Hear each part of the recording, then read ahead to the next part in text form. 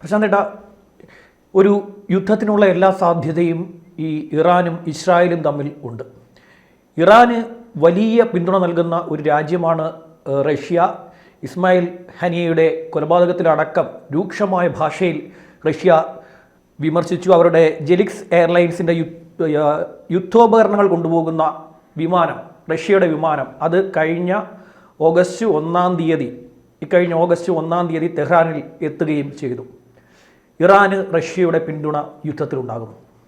ഇറാന് റഷ്യയുടെ പിന്തുണ ഇപ്പോഴും ഉണ്ടല്ലോ. പക്ഷേ ഈ നല്ല സുഹൃത്തുക്കൾ എപ്പോഴും നല്ല കാര്യങ്ങളാണല്ലോ പറഞ്ഞു കൊടുക്കാറുള്ളത്. ഒരുപക്ഷെ പരസ്യമല്ലെങ്കിലും ഈ ഇറാൻ റഷ്യയെ സമീപിക്കുമ്പം റഷ്യ പറഞ്ഞു കൊടുക്കുന്നത്, കഴിഞ്ഞ ദിവസം വന്ന വാർത്തകളും അങ്ങനെയാണ്, തൽക്കാലം യുദ്ധത്തിന് പോകേണ്ട, അങ്ങനെ നിൽക്കട്ടെ, അത്യാവശ്യമെങ്കിൽ യുദ്ധം ചെയ്യാം. കാരണം അത് ഇറാൻ്റെ നാശത്തിന് കാരണമാകുമെന്നുള്ള കാര്യം റഷ്യക്കറിയാം. കാരണം ഇറാൻ കഴിഞ്ഞ നമ്മുടെ ഈ റഷ്യ യുദ്ധം ഉണ്ടല്ലോ, യുക്രൈനുമായിട്ടുള്ള ആയുധങ്ങളെല്ലാം കൊടുത്ത് വേണ്ട രീതിയിലുള്ള സഹായമെല്ലാം ചെയ്തതാണ്.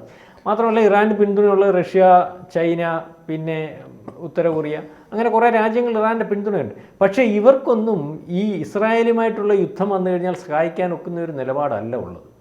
കാരണം ഇസ്രായേലിൻ്റെ ഒരു പൊസിഷനെ പറ്റി എല്ലാവർക്കും അറിയാം. കാരണം ലോകത്തിലെ ഏറ്റവും വലിയ സൈനിക ശക്തിയായിട്ടുള്ള രാജ്യമാണ്, ലോകത്തെ ഏറ്റവും വലിയ സമ്പത്തുള്ള രാജ്യമാണ്, എല്ലാ ടെക്നോളജിയിലും മുൻപന്തിയിൽ നിൽക്കുന്ന രാജ്യമാണ്.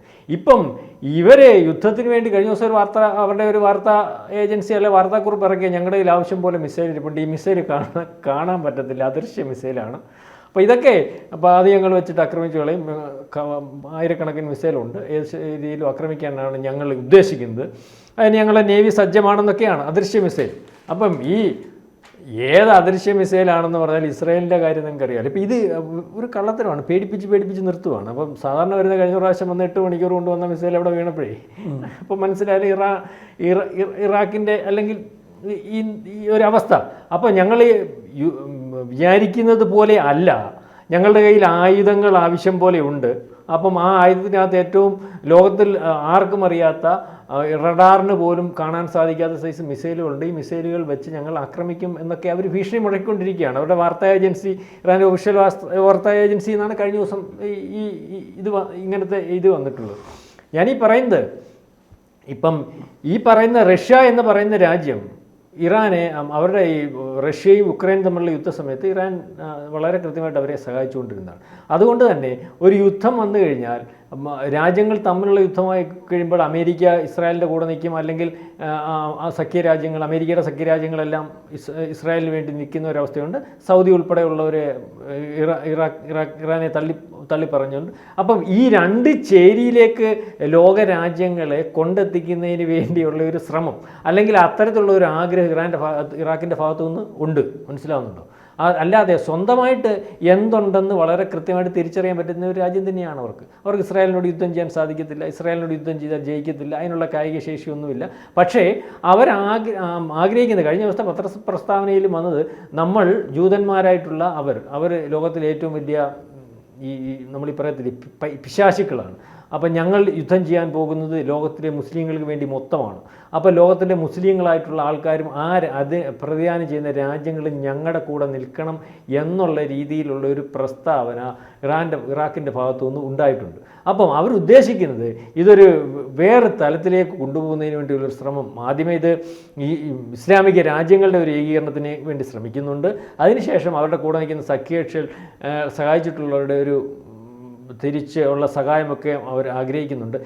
ഏതായാലും ഇറാഖ് യുദ്ധം വന്നു കഴിഞ്ഞാൽ ലോകത്ത് ഇവരാഗ്രഹിക്കുന്ന രീതിയിൽ വന്നു കഴിഞ്ഞു. ഇത്രയും നാൾ നമ്മൾ ഈ യുദ്ധത്തെ പരിശോധിക്കും, ഏതാണ്ട് 300 ദിവസമായിട്ട് ഹമാസുമായിട്ട് യുദ്ധമാണ്. അതിൻ്റെ ഇടയ്ക്ക് ഉണ്ടായ യുദ്ധങ്ങളാണല്ലോ ഇസ്രായേലുമായിട്ട്, ഹമാസുമായിട്ടുള്ള അല്ലെങ്കിൽ ഉള്ള പൊരുതലിൻ്റെ ഭാഗമായിട്ടാണല്ലോ ഇറാഖുമായിട്ടുള്ള യുദ്ധം വന്നത്, ഡയറക്റ്റ് അല്ലല്ലോ. അപ്പം അത് ഏതാണ്ട് 300 ദിവസം കഴിഞ്ഞിട്ടും യാതൊരു കൂസലുമില്ലാതെ ഏറ്റവും അവസാനത്തെ ഹമാസ് പോരാളിയെ വരെ അല്ലെങ്കിൽ തീവ്രവാദിയെ വരെ വധിക്കുന്നിടം വരെ ഞങ്ങൾ യുദ്ധം ചെയ്യുമെന്നുള്ള യാതൊരു ഇതുമില്ലാതെ മുന്നോട്ട് പോവുകയാണ് ഇസ്രായേൽ. അപ്പം അതിനകത്ത് ഹമാസിനെ സഹായിക്കുന്ന അല്ലെങ്കിൽ ഹൂറികളെ സഹായിക്കുന്ന അവസ്ഥയുള്ള രാജ്യങ്ങളെ ആക്രമിക്കുന്ന ഒരു രീതിയിലേക്ക് ഇസ്രായേൽ പോകുന്നുണ്ട്. അതായത് അവർക്കെതിരെ വരുന്ന ആരെയും യാതൊരു ദാക്ഷിണ്യവുമില്ലാതെ ആക്രമിച്ചതിന് ശേഷം മാത്രം കാര്യം പറയുന്ന ഒരവസ്ഥയിലാണ് യുദ്ധം നമ്മൾ കാണുന്നത്. അപ്പം ഒരു തിരിച്ചടി ഉണ്ടായാൽ ഇസ്രായേൽ രണ്ടും കൽപ്പിച്ചാണ്.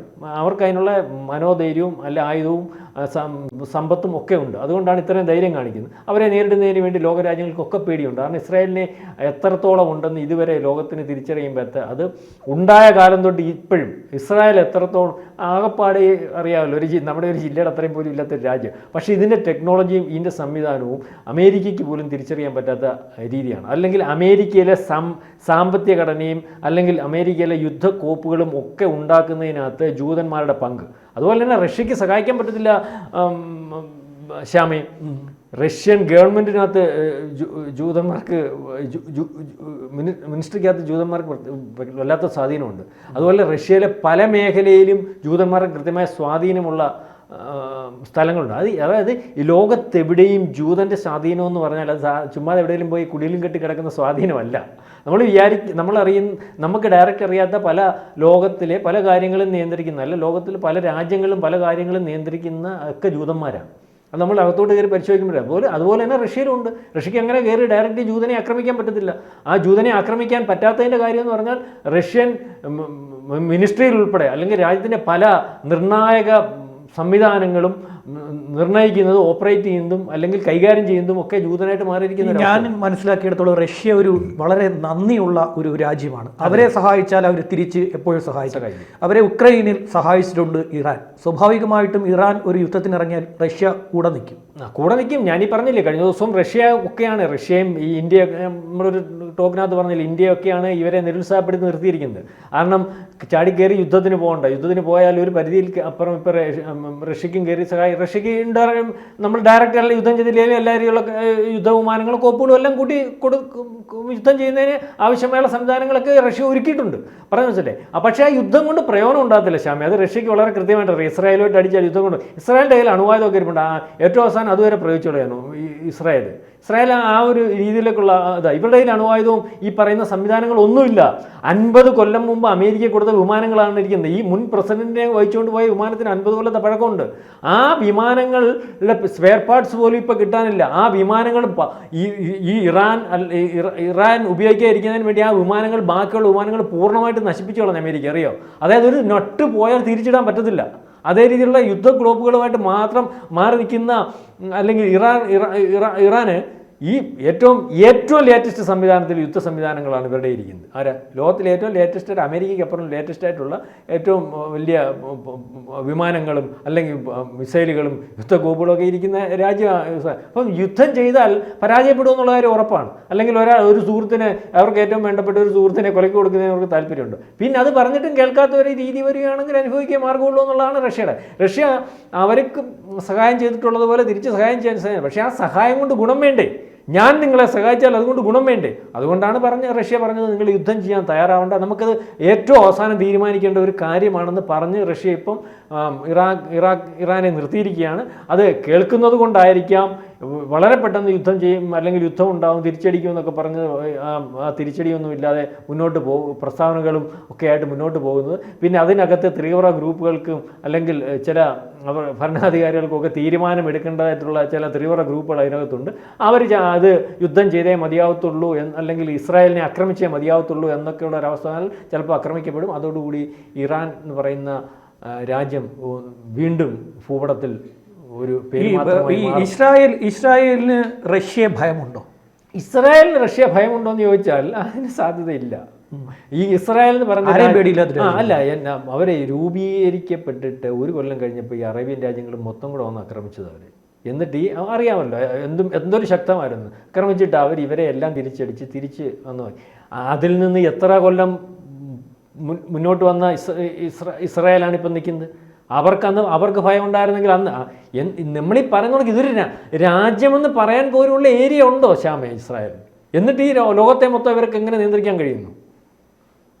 അവർക്ക് ഭക്ഷിക്കാനുള്ള ഭക്ഷണ പദാർത്ഥങ്ങളും മലക്കറിയും നമ്മുടെ ഈ സ്റ്റുഡിയോയിൽ അത്രയും ഉള്ള മുറിക്കകത്ത് അവർക്ക് ഉണ്ടാക്കാൻ സാധിക്കുന്ന ടെക്നോളജികൾ അവരുടെ കയ്യിലുണ്ട്. അതായത് അവർ നമ്മൾ വിചാരിക്കുന്ന അവസ്ഥയിലുള്ള ഒരു രാജ്യമല്ല. ആർക്കും കണക്ക് കൂട്ടാൻ പറ്റാത്ത രീതിയിലുള്ള ടെക്നോളജികളും കാര്യങ്ങളും ഒക്കെ അവരുടെ കയ്യിലുണ്ട്. അപ്പോൾ അതുകൊണ്ടാണ് അവരെ വെല്ലുവിളിച്ച് ലോകത്തെല്ലാ രാജ്യങ്ങൾക്കും ഇസ്രായേലുമായിട്ട് ഏറ്റുമുട്ടുന്നതിന് ഭയമുണ്ട്. കോംപ്രമൈസ് ചെയ്ത് അല്ലെങ്കിൽ അവരുമായിട്ട് സൗഹൃദത്തിൽ പോകുന്നതിന് മാത്രമാണ് താല്പര്യം. മനസ്സിലാവുന്നുണ്ട്. അവർക്ക് കടപ്പാടുള്ള ഒരു രാജ്യം എന്ന് പറഞ്ഞാൽ ഇന്ത്യ, പിന്നെ അത് കഴിഞ്ഞാലേ ഉള്ള അമേരിക്ക. ലോകത്ത് ഏറ്റവും കൂടുതൽ കടപ്പാടുള്ള ഒരു രാജ്യം, ഇസ്രായേലിന് കടപ്പാടുള്ള രാജ്യം ഇന്ത്യ തന്നെയാണെന്ന് എനിക്ക് മനസ്സിലാവുന്നത്. അവർ അങ്ങനെ തന്നെ പറയാറുമുണ്ട്. അപ്പോൾ ഇപ്പോൾ റഷ്യ കയറി ചുമ്മാതെ ഏറ്റുമുട്ടത്തില്ല. റഷ്യ ഏറ്റുമുട്ടിയാൽ യുദ്ധം നടക്കും. രണ്ട് രാജ്യങ്ങളും കുഴപ്പമുണ്ടാവും. മനസ്സിലാവുന്നുണ്ട്. അല്ല പേടിയുണ്ടോ പേടിയില്ലെന്ന് ചോദിച്ചാൽ നമ്മൾ ഈ ആവശ്യമില്ലാതെ ഈ ഒരു ഇത്രയും സമ്പന്നമായിട്ടും ബലിഷ്ഠമായിട്ടുള്ള രാജ്യത്തോട് കയറി ചുമ്മാതെ കയറി ആർക്കെങ്കിലും വേണ്ടി ഏറ്റുമുട്ടിയാൽ ആ രാജ്യത്തിൻ്റെ ആഭ്യന്തര വിഷയം അല്ലെങ്കിൽ രാജ്യത്തിൻ്റെ സുരക്ഷയെ ബാധിക്കുന്നതും നാളെക്കാലത്ത് രാജ്യത്തിന് കുഴപ്പമുണ്ടാക്കുന്ന ഒരു വിഷയം വരുമ്പോൾ വേണമെങ്കിൽ ഇസ്രായേലിന് മുട്ടിയാൽ മതിയാവും എന്നുള്ളെങ്കിൽ റഷ്യക്ക് മുട്ടിയാൽ മതിയല്ലോ. വേറൊരു രാജ്യത്തിന് വേണ്ടി കയറി ഡയറക്റ്റ് അറ്റാക്ക് ചെയ്യുകയും അല്ലെങ്കിൽ വീണ്ടും ഒരു ലോകമഹായുദ്ധത്തിലേക്കൊക്കെ അത് കലാശിക്കുകയൊക്കെ ചെയ്യുന്ന ഒരവസ്ഥയിലേക്ക് ഇപ്പോഴത്തെ ഈ കാലത്തിൽ ആരും ആലോചിക്കത്തില്ല. അല്ലെങ്കിൽ ഉത്തര കൊറിയയുടെ കൂട്ട് ഭ്രാന്തന്മാരായിട്ടുള്ള ലോക നേതാക്കളും എല്ലാം വേണം. അല്ല, നല്ല നേതാക്കന്മാരൊന്നും ആലോചിക്കുന്ന ഒരവസ്ഥയല്ല. അപ്പോൾ ഇപ്പോഴത്തെ അവസ്ഥയിൽ യുദ്ധം നീണ്ടുപോകുന്നതിന് കാരണം ഒരുപക്ഷെ റഷ്യയും ഇന്ത്യയും ഒക്കെ അവരുടെ സുഹൃത്ത് രാജ്യങ്ങളുടെ ഒരു ഇടപെടൽ കൊണ്ടായിരിക്കും. റഷ്യക്ക് സഹായിക്കണമെന്നുണ്ട്. പക്ഷേ റഷ്യയുടെ ഒരവസ്ഥ സഹായിക്കാൻ നിവർത്തിയില്ലാത്തൊരവസ്ഥയാണ്. അതായത് ജൂതന്മാരെ പിണക്കി റഷ്യയ്ക്ക് മുന്നോട്ട് പോകാൻ സാധിക്കാത്ത ഒരു അവസ്ഥ ഇന്ന് ലോകത്തുണ്ട്.